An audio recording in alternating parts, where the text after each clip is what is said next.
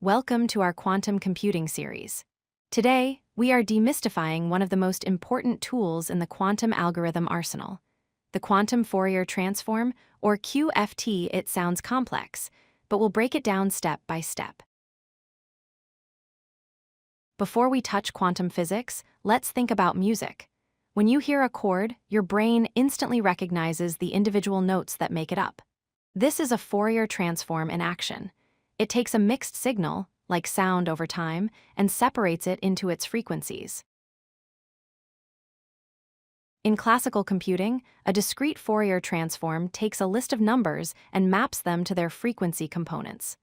In quantum computing, the QFT operates on a quantum state. It transforms the amplitudes of that state.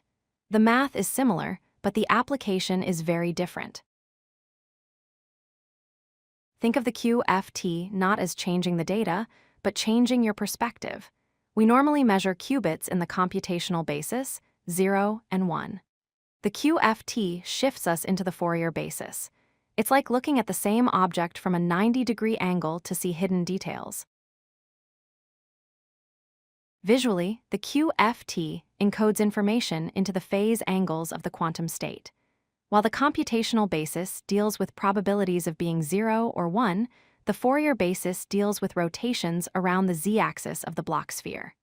Faster rotations correspond to higher values. To build this circuit, we use two main components: Hadamard gates, which create superposition, and controlled phase rotation gates. By arranging these in a specific sequence, we can create the interference patterns necessary to isolate the frequencies we want. Here is why we care. Calculating a classical fast Fourier transform on a massive dataset takes a lot of time, proportional to n times log, and the quantum version takes time proportional to log n squared. This is an exponential speedup, making impossible calculations possible. The most famous application is period finding. Many hard math problems, like factoring large numbers, can be turned into finding a repeating pattern. The QFT is incredibly good at finding the frequency of that pattern, which reveals the hidden factors. In summary, the Quantum Fourier Transform is the bridge between the computational basis and the frequency basis.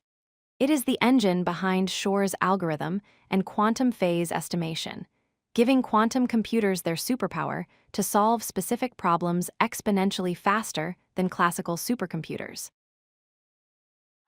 If you like this video, hit that like button and don't forget to subscribe. Visit codelucky.com for more such useful content.